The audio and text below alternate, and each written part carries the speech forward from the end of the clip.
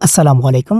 আজকে আমি ঘুরে বেড়াবো সাদিয়া পার্কে, যেটা অবস্থিত হচ্ছে সুনামগঞ্জ জেলার শান্তিগঞ্জ থানার ডাবর পয়েন্টের ঠিক পাশেই। So let's start. প্রকৃতিপ্রেমীরা অন্যরকম একটা অনুভূতি পাবেন এই পার্কের মধ্যে গেলে। পাশে আছে মহাসিং নদী। সো সেই নদীর বাতাস সবসময় আপনার গায়ে এসে লাগবে। ব্যাপারটাই ভিন্ন রকম।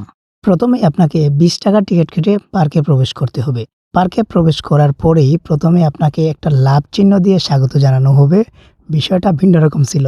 তারপরে হচ্ছে শিশুদের জন্য দোলনা এবং কাপলদের জন্য রয়েছে একটা পালকির ব্যবস্থা, যেটা আমাদের গ্রাম বাংলার ঐতিহ্যকে তুলে ধরতেছে। একদম মহাসিং নদীর কুল ঘেঁষে বসার ব্যবস্থা রাখা হয়েছে, যেখানে বসে আপনি ছবি তুলতে পারবেন এবং নদীর নির্মল বাতাস খেতে পারবেন। এই পার্কে রয়েছে ছোট ছোট বাচ্চাদের জন্য অনেকগুলা রাইড।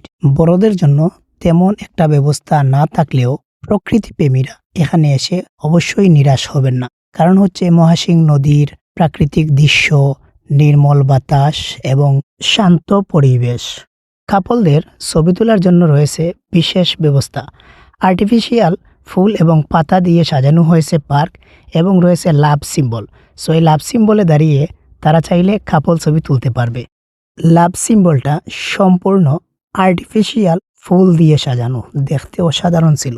বড়রা চাইলে সাম্পানে চড়তে পারে, যদিও এখানে লিমিটেড সিট রয়েছে। বক্সিং সহ আরও কিছু রাইড রয়েছে, যেগুলো চাইলে বড়রা উপভোগ করতে পারে। তবে এই পার্কের সবচেয়ে বিশাল বৈশিষ্ট্য সেটা হচ্ছে বাতাস। আপনি এখানে আসলে এত পরিমাণ বাতাস খাবেন যে আপনার মন ভরে যাবে। আর এখানে রয়েছে একটা কাপলদের জন্য বিশেষ ব্যবস্থা, রিক্সা। সেখানে বসে কাপলরা চাইলে ছবি তুলতে পারবে।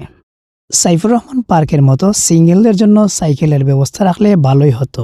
এখন আমি আছি এই পার্কের সবচেয়ে সেরা আকর্ষণ, ঝুলন্ত দোলনা। ঝুলন্ত দোলনায় দোল খেয়ে আপনি একদম নদীর মধ্যখানে চলে যেতে পারবেন। আপনার ফিল হবে যে আপনি শূন্যে বাঁচতেছেন এবং আপনি একদম নদীর মধ্যখানে চলে গেছেন।